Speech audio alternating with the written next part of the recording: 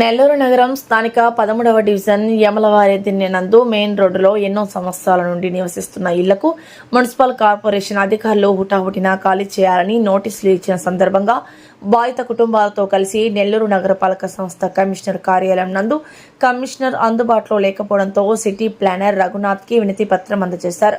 ఈ సందర్భంగా వారు మాట్లాడుతూ వారికి న్యాయం చేయాలని, ప్రత్యామ్నాయం కల్పించి న్యాయం చేయాలని వినతి పత్రం అందజేశారు. వారికి న్యాయం జరిగే వరకు స్థానిక కార్పొరేటర్గా బాధితులకు అండగా ఉంటానని తెలియజేశారు. ఈ సందర్భంగా స్థానిక మహిళలు, ప్రజలు అధిక సంఖ్యలో పాల్గొన్నారు.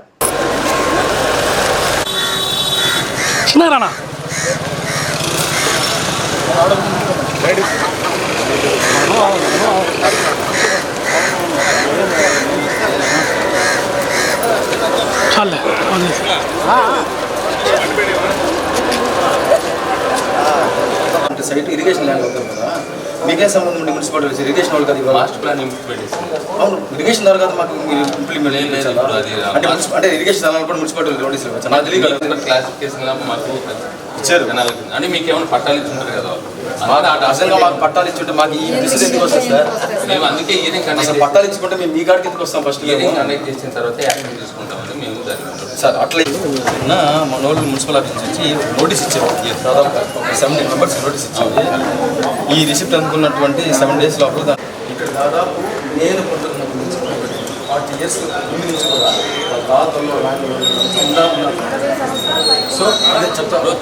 అక్కడి నుంచి ఉంటున్నారు అంటే వాళ్ళు వచ్చి వాళ్ళ డాక్యుమెంట్ కానీ మీరేం చెప్పారంటే 7 రోజుల లోపల దీన్ని చేసి 21వ తారీఖున కమిషనర్ గారి ముందు వచ్చి మీరు సంబంధించిన నిన్న 21 అవును ఇది ఇప్పుడైనా కానీ వాళ్ళని ఉన్న పలంగా తీయం ఇయరింగ్ కండక్ట్ చేసి వాళ్ళ డాక్యుమెంట్ అని వెరిఫై చేసి దానికి ఏమైనా బెనిఫిట్ ఉంటే బెనిఫిట్ చెప్పినటువంటి ఫ్లైఓవర్ శాంక్షన్ అయిందని చెప్పి 2 సంవత్సరాలు మంత్రి గారు చెప్తారు. జీవోలు ఇచ్చినటువంటి సర్వే నెంబర్ ఇది జీవో అనేది ఓన్లీ బలిజిపాలెం సంబంధించి అక్కడి నుంచి మోసాలు అంటే ఇది మాస్టర్ ప్లాన్ ఇది ఆల్రెడీ పాత ఓల్డ్ అంటే 8 feet లేదు సార్. అది 60 అడుగుల రోడ్డు ఉంది. మీరు దాన్ని 80 చేస్తే అయితే లేదు సార్.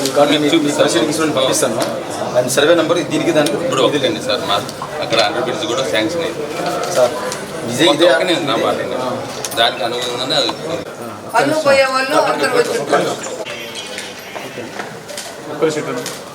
సరే కొట్టు ఒక నిమిషం కొట్టు ప్రతివాడు చెప్పేవాడు డైరెక్షన్ సార్. మీరు ఏదైతే first GO master plan GO ఇదే కదా మీరు ఇచ్చిన జీవో, మీరు ఇచ్చినటువంటి జీవోలో ఇవి జీవో నెంబర్ సర్వే నెంబర్ అవునా? ఈ సర్వే నెంబర్కి సంబంధించి ఈ సర్వే ఓకే అన్న. అందరికీ నమస్కారం. మా అధినేత శ్రీ వైఎస్ జగన్మోహన్ రెడ్డి గారు 5 సంవత్సరాలు ముఖ్యమంత్రిగా పరిపాలించిన 5 సంవత్సరాల్లో పేద బడుగు బలహీన వర్గాలకు సంబంధించిన ప్రతి ఒక్కరు కూడా కరోనా లాంటి క్లిష్టమైన పరిస్థితులను కూడా సమర్థవంతంగా ఎదుర్కొని ఆ రోజు గుండెల మీద చేయి వేసుకుని ధైర్యంగా ఆ రోజు ప్రతి ఒక్క పేదలు ఉన్నారు. ఆ రోజు దానికి కారణం జగన్మోహన్ రెడ్డి గారు తీసుకొచ్చినటువంటి నిర్ణయాలు కావచ్చు, ఆయన పరిపాలించినటువంటి విధానం కావచ్చు, పేదవాడికి ఒక వరం లాంటి పరిపాలన ఆ రోజు జగన్మోహన్ రెడ్డి గారు అందిస్తే ఈరోజు తెలుగుదేశం పార్టీ అధికారంలోకి వచ్చిన 2 సంవత్సరాలు గడిచిపోయి 3వ సంవత్సరం మొదలైనప్పటికీ కూడా వాళ్ళు చేసినటువంటి దౌర్జన్యాలలో, వాళ్ళు చేస్తున్నటువంటి దుర్మార్గాల్లో ఎటువంటి మార్పు లేకపోవడానికి ఈరోజు నెల్లూరు జిల్లాకు సంబంధించి మంత్రి నారాయణ గారు ప్రాతినిధ్యం వహిస్తున్నటువంటి, ఎమ్మెల్యేగా ప్రాతినిధ్యం వహిస్తున్నటువంటి నెల్లూరు సిటీకి సంబంధించి నా డివిజన్ ఏదైతే ఉందో 13వ డివిజన్లో కరెక్ట్గా ఒక 6-7 నెలల క్రితం కేవలం వైఎస్ఆర్ కాంగ్రెస్ పార్టీకి పనిచేసిన ఒక మహిళ, ఒక అమ్మాయికి సంబంధించిన ఒక ఇల్లు ఏదైతే ఉందో, 1 సెంటు భూములు ఇల్లు కట్టుకుంటే 2.5 అడుగు బాత్రూమ్ ఏదైతే ఉందో ఆ బాత్రూమ్ని ఆయన అధికారాన్ని ఉపయోగించి పోలీసులు బందోబస్తు పెట్టి అధికారుల ద్వారా ఆ రోజు పగలగొట్టిన పరిస్థితులు కూడా నేను మీడియా ముఖంగా కూడా ఆ రోజు తెలియజేయడం జరిగింది. కరెక్ట్గా 7 నెలల తర్వాత మళ్ళీ చింతారెడ్డిపాలెం హైవే నుంచి ఊరు దాకా ఉన్నటువంటి దాదాపు 70-80 కుటుంబాలు ఏదైతే ఉన్నాయో ఆ కుటుంబాలకు సంబంధించి ఈరోజు మంత్రి నారాయణ గారు మాస్టర్ ప్లాన్ అనే ఒక మాస్టర్ ప్లాన్ రోడ్డు ద్వారా అభివృద్ధి అనే పేరుతో పేదలందరినీ కూడా రోడ్లు పాలు చేసే కార్యక్రమానికి శ్రీకారం చుట్టాలని కూడా నేను మీడియా ముఖంగా స్పష్టం చేస్తా ఉన్నా.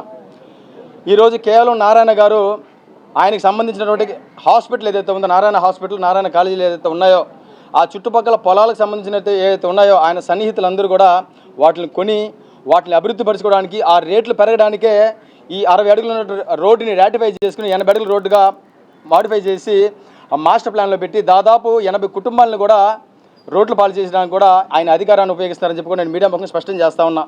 ఈరోజు 80 కుటుంబాలకు సంబంధించి ఒక 20 మందికి మాత్రం నోటీసులు ఇవ్వడం జరిగింది.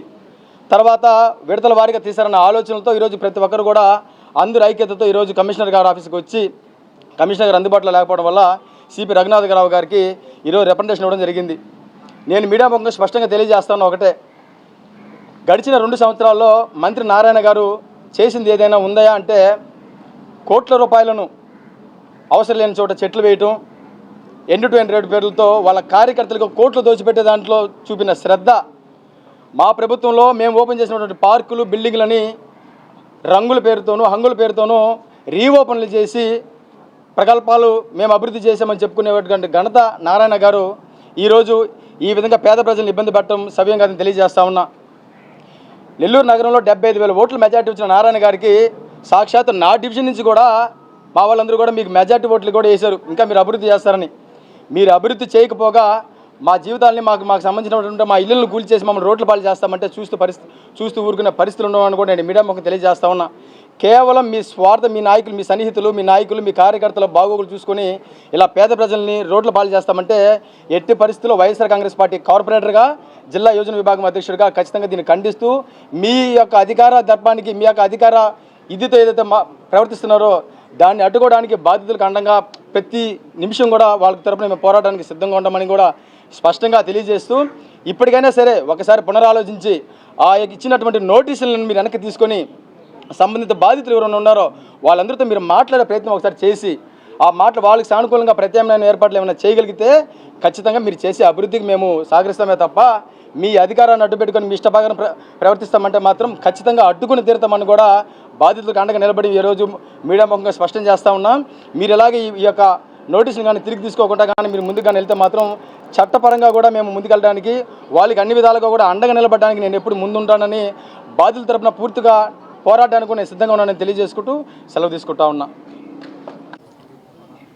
ఏం లేదు సార్, నిన్న ఎవరూ లేవు, వచ్చి కాగితాలు ఇచ్చారు. మేమైతే మాకైతే అస్సలు తెలీదు. సాయంత్రం ఇంటికి పోయేదానికి ఇట్లా కాగితాలు ఇచ్చేసిపోయారు. అంటే ఇంక మేము అన్నాలు వండుకోలేదు, ఏం వండుకోలేదు, దిగులు పడిపోయి గమ్ముగా కూర్చున్నాం సార్. అంతవరకు ఈ సారు మనకి బాగా చేస్తాడు నారాయణ సార్ అని మేము ఎంతో ధైర్యంగా ఉన్నాం. కానీ ఇప్పుడు ఆ ధైర్యాన్ని కోల్పోయాం సార్. 7 రోజుల్లో ఖాళీ చేయాలా? అప్పటికి మీరు ఎక్కడికి వెళ్తారు అదన్నా చెప్పండి అని మమ్మల్ని అడుగుతున్నారు. నోటీసులు మాకు ఇచ్చి ఎక్కడికి వెళ్తారు మీరు అది మాకు చెప్పండి అంటే వాళ్ళకి చెప్పాలి, మేము వెళ్ళేది కూడా చెప్పాలి. మేము దిగులు పడి మేము అన్నాలు వండుకోకుండా కూర్చొని ఉంటే వాళ్ళకి మళ్ళీ మేము తిరిగి మాట్లాడాలంట. అది న్యాయమేనా? మేము నారాయణ సార్కి ఎంతో నమ్మకంగా ఉన్నాం. ఎందుకంటే మన ఏరియా కదా, మన నారాయణ సార్ మాకు ఎంతో హెల్ప్ చేస్తాడు అని మేము ఎంతో ధైర్యంగా ఉన్నాం. నిన్నటికి నోటీస్ ఇచ్చే లోపల మాకు పిల్లలతోటి పెద్దోళ్ళతోటి అన్నాలు వండుకోకుండా గమ్ముగా ఆగిపోయి ఎట్టు చేయాలని చెప్పి నాగార్జున సార్కి ఫోన్ చేసాం. ఫోన్ చేసి ఆయన వచ్చాడు. ఇంకా ఉండేవాళ్ళు ఉండారు, ఎవరు రాలా.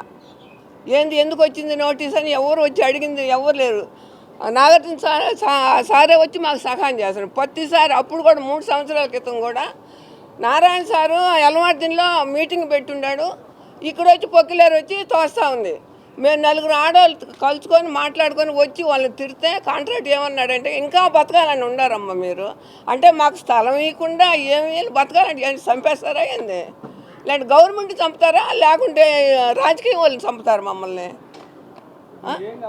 మాకేం వద్దు సార్, మాకు స్థలాలు ఇచ్చి ఇల్లు కట్టించి ఎక్కడికన్నా పక్కన మేము ఎక్కడున్నామో అక్కడ కాకుండా ఇంకెక్కడన్నా పక్కన స్థలాలు ఉంటాయి కదా, అదే డివిజన్లో మాకు ఎక్కడ స్థలాలు చూపించి ఆడ కట్టిస్తే మేము ఖచ్చితంగా ఆడే ఉంటాం.